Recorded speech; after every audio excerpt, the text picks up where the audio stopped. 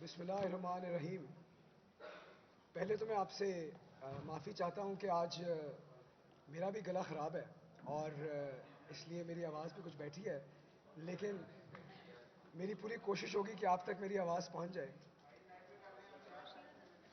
میں بہت شکر گزار ہوں پنجاب یونیورسٹی کا. وائس چانسلر صاحب بیٹھے ہیں، عبدالستار شاکر صاحب، پروفیسر ساجد رشید صاحب، ڈاکٹر محمد کامران صاحب اور بہت سارے ہمارے مہمان، اسپیکرز، لرنڈ لوگ ادھر بیٹھے ہیں، اور آپ سب کا بھی بہت شکریہ. میں جیسے ہی ادھر پہنچا ہوں تو میری ملاقات ہمارے بڑے اسٹیم اسپیکر راجہ منور صاحب ان سے ہوئی، اور ان سے بات کر کے میں ماضی میں چلا گیا. جہاں میں آج کھڑا ہوں یہاں سے قریباً 1.5 کلومیٹر کے فاصلے پہ میرا آبائی گھر ہے، جہاں میں پلا بڑھا، جہاں میں اسکول گیا، جہاں سے میں کالج گیا. اور جب میں نے راجہ صاحب سے ملنے کے بعد ماضی کا دروازہ کھولا تو مجھے کچھ یاد آئی، اور اس یاد کا آج کے ٹاپک کے حوالے سے بڑا گہرا تعلق ہے. مجھے یاد آیا کہ قریباً 70 اور 80 کی دہائی میں کبھی ہمارے بزرگ جب چہل قدمی کے لیے نکلتے تھے تو ہم مسلم ٹاؤن سے نکل کے نہر کے کنارے چہل قدمی کیا کرتے تھے، اور کیا خوشگوار موسم ہوتا تھا، نہ کوئی آلودگی، سانس لینے کا بھی مزہ آتا تھا، اور کافی قدرت کے نظارے بھی ملتے تھے. جب پیاس لگتی تھی تو پانی کا نلکا کھولتے تھے، گلاس بھرتے تھے اور بغیر سوچے وہ پانی پی لیا کرتے تھے. آج بدقسمتی سے وہ سب باتیں، وہ سب چیزیں تبدیل ہو گئی ہیں. اب یا تو ہم فلٹرڈ پانی کی تلاش میں رہتے ہیں، یا ہم بوتلیں خریدتے ہیں پانی کی، اور لاہور میں اب بہت کم ایسی جگہ رہ گئی ہیں جہاں پر آپ آسانی سے چہل قدمی کر سکیں. یہ سب کیسے ہوا؟ یہ 40 سال میں اس شہر کے ساتھ ہم نے کیا کیا؟ اور اگر اس شہر کے ساتھ یہ ہوا ہے تو باقی ملک کے ساتھ ہم نے کیا کیا؟ میرے خیال میں ہم سب کو اپنے اپنے گریبان میں جھانکنے کی ضرورت ہے، اور یہ سوچنے کی ضرورت ہے کہ کیسے ہم نے اس شہر کو بے ہنگم طور پر بڑھنے دیا،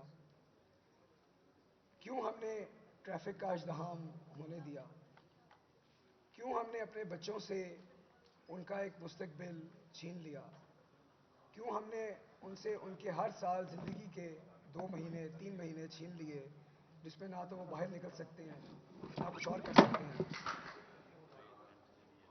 میرے خیال میں یہ سارے وہ سوال ہیں جن کو ہم سب کو مل کے ان کا جواب دینا ہے. لیکن میں سمجھتا ہوں کہ کچھ اچھی چیزیں بھی ہیں جن پہ ہمیں نظر رکھنی ہے. آج جب میں ادھر آ رہا تھا اور ایک دفعہ پھر میری نظر پنجاب یونیورسٹی کے سرسبز کیمپس پہ پڑی تو مجھے بہت خوشی ہوئی کہ کوئی بات رکھیں، آرام سے رکھیں. ایک سیکنڈ معذرت آپ لوگوں سے، بس ٹھیک ہے، کوئی تسلی سے رکھیں. اوکے. تو آج جب میری نظر پنجاب یونیورسٹی کے سرسبز کیمپس پہ پڑی تو مجھے یہ بھی تسلی ہوئی کہ آج لاہور شہر کے عین بیچ میں یہ جگہ ہمیں بریدنگ سپیس پرووائڈ کر رہی ہے. ہم سانس لے سکتے ہیں، ہم باہر نکل سکتے ہیں. اور دوسری اور اس سے بھی جو اچھی چیز آج ہم کر رہے ہیں وہ آج کی محفل ہے. جب دنیا سے بہترین دماغ، وہ لوگ جن کا اس شعبے میں دلچسپی ہے، جن کی ہمارے ملک سے وابستگی ہے، وہ آج اکٹھے ہوئے ہیں اور وہ مل کے آج یہ سوچ رہے ہیں کہ ہم اپنے مسائل کا، ماحول کے حوالے سے، آلودگی کے حوالے سے ان مسائل کا حل کیسے تلاش کریں. اور میں سمجھتا ہوں کہ یہ بھی بہت بڑی ایک امید کی کرن ہے، کیونکہ حکومتیں جو ہیں وہ روزمرہ کے کام تو انجام دے سکتی ہیں، لیکن ان کا جو برین ہے، ان کا جو دماغ ہے، وہ میں سمجھتا ہوں کہ اکیڈیمیا کو ہونا ہے. اور اگر اکیڈیمیا یہ کردار ادا کر سکے تو اس سے بہتر شاید کوئی بات نہیں ہو سکتی. ایک اور جو بہت اچھی چیز میں سمجھتا ہوں وہ ہوئی ہے، اور میں فخر محسوس کرتا ہوں کہ وہ ہماری حکومت کے دور میں ہوئی ہے، وہ توجہ ہے جو کلائمیٹ چینج کے اوپر، جو انوائرمنٹ کے حوالے سے پالیسیز میں، انیشیٹوز میں اس شعبے کو دی گئی ہے. وزیر اعظم عمران خان صاحب کا جو 10 بلین درختوں کا سونامی منصوبہ ہے، اس کی پوری دنیا میں بہت تعریف ہوئی ہے. اور آپ لوگ کیونکہ انوائرمنٹ کو سمجھتے ہیں تو میں آپ سے گزارش کروں گا کہ آپ ذرا اس کے امپیکٹ پہ نظر ڈالیے گا. آپ یہ دیکھیے گا کہ ایک طرف آپ کے باقی تمام ٹارگٹس، چاہے وہ رینیویبلس کے ہوں، چاہے وہ اڈیپٹیشن کے ہوں، چاہے وہ میٹیگیشن کے ہوں، ان سب کو آپ ایک طرف ڈال لیجئے، اور یہ جو 10 ارب درخت ہم لگا رہے ہیں اور لگائیں گے، آپ ان کا امپیکٹ، آپ ٹیکنیکل لوگ ہیں، ذرا نکالیے گا کتنے ملین ٹن CO2 ایمیشنز کم ہوں گی، تو آپ کو اندازہ ہوگا کہ یہ کس قدر تاریخی منصوبہ ہے. اگر کسی منصوبے کا حوالہ برطانوی وزیر اعظم بھی اپنی تقریر میں دے تو پھر میرا خیال ہے ہمیں سمجھنا پڑے گا کہ ہمارا ملک کوئی انقلابی قدم لے رہا ہے، اور ہم سب کو اپنی سیاسی وابستگیوں سے اوپر جا کر اس چیز میں فخر محسوس کرنا چاہیے، اس کو سپورٹ کرنا چاہیے، اس کو اون کرنا چاہیے. اس کے علاوہ بھی کئی ایسی کاوشیں ہیں اس حکومت کی جو میں آپ سے ذکر کرتا جاؤں. ہمارا جو ٹارگٹ ہے 2030 تک 60% رینیوبلس پہ جانے کا، میں سمجھتا ہوں یہ بھی بہت بڑا ایک گیم چینجر ثابت ہوگا، انوائرمنٹ کے حوالے سے بھی اور بجلی کی قیمت خرید کے حوالے سے بھی. کیونکہ آپ کو پتہ ہے کہ آج ہمارا ملک جن گردشی قرضوں کے نیچے دبا ہوا ہے، ان کے پیچھے مہنگی بجلی کے ٹھیکے ہیں. تو ایک طرف تو ہم اپنے ماحول کو بچائیں گے انشاءاللہ، اور دوسری طرف ہم سب اپنی قوم کو ان گردشی قرضوں سے بھی نجات دلائیں گے. اس کے علاوہ ہمارا، میں آخر میں پولوشن پہ بھی آتا ہوں، 2-3 چیزیں اور ہیں. میں سمجھتا ہوں کہ ہماری یہ بھی کوشش ہے کہ ہمارے ملک میں جو نیچرل ہیبیٹاٹس ہیں ان کو پریزرو کیا جائے، اور اس میں ہماری جو قانون سازی ہے وہ بھی قابل توجہ ہے. ہم نے ایک پروٹیکٹڈ ایریاز ایکٹ 2020 کا جو بنایا ہے، اسی طرح پیری اربن فارسٹ پالیسی ہے، میرا خیال ہے اس کو بھی دیکھنے کی ضرورت ہے. اڈیپٹیشن کے اوپر بھی ہمارا کافی زور ہے، اور میں سمجھتا ہوں کہ مزید توجہ دینے کی ضرورت ہے. لیکن ایک مسئلہ ایسا ہے جس کا میں نے ذکر شروع میں کیا، وہ ماحول کی فضائی آلودگی ہے، اور آج کے دن اگر ہم اس کا ذکر نہ کریں تو میرے خیال میں یہ بات نامکمل رہ جائے گی. لاہور کی فضا میں آج جو آلودگی ہے، یہ ایک دن، ایک مہینہ یا ایک سال میں نہیں آئی. آپ میں سے کئی تو کافی جوان لوگ ہیں، لیکن جو لوگ ہمارے ساتھ کے ان کو یہ پتہ ہوگا کہ 80 کی دہائی میں لاہور میں کسی قسم کی کوئی اسموگ نہیں تھی. سردی کے موسم میں کسی وقت ہلکی سی دھند ہوتی تھی، لیکن یہ لیٹ 80s اور 90s کا یہ فنومینا ہے. اور یہ پچھلے کئی سالوں کی جو غلطیاں تھیں، یہ آپ سمجھیں کہ یہ اکٹھی ہوتی گئیں، اور ایک دن قدرت کا جواب بن کے یہ ہماری فضا میں معلق ہو گئی. اس کا حل کرنے میں بھی وقت لگے گا، لیکن حکومت کے بس میں جو کچھ ہے وہ ہم کر رہے ہیں. ایک بہت بڑا جو سورس ہے فضائی آلودگی کا اس وقت لاہور میں، وہ ہماری انڈسٹریز ہیں اور ہمارے اینٹوں کے بھٹے ہیں.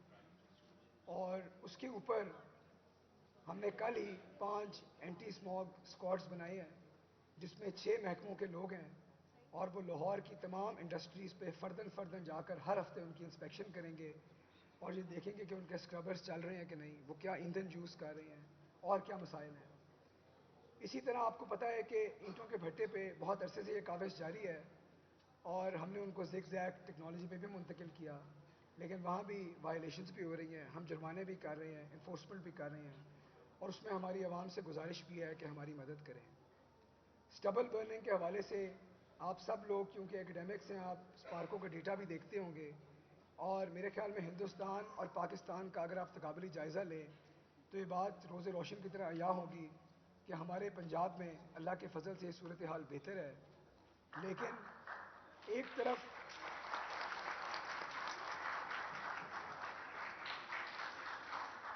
ایک طرف ہمیں ہندوستان سے یہ درخواست کرنی ہے کہ وہ بھی احتیاط کا دامن ہاتھ میں رکھیں.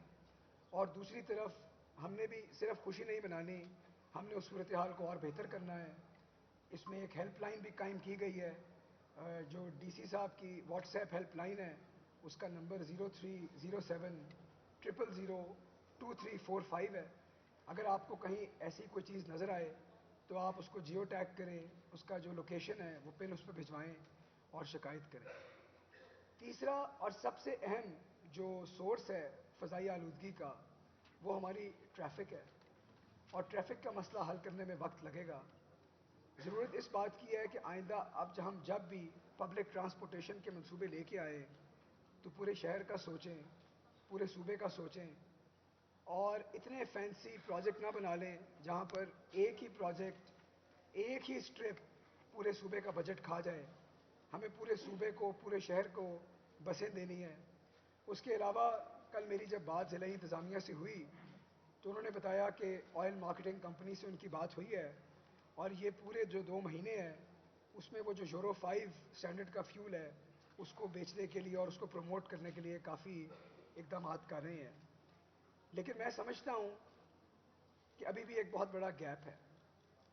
آج جب ولایت میں COP26 چل رہی تھی, اگر آپ وہاں کی باتیں سنیں اور ہمارے اقدامات دیکھیں تو آپ کو لگے گا کہ یہ سفر ابھی ہم نے طے کرنا ہے, اور اس سفر کو طے کرنے میں حکومت کو, آپ کی یعنی کہ اکیڈیمکس کی, پرائیویٹ سیکٹر کی, کمیونٹی کی اور سول سوسائٹی کی ضرورت ہے.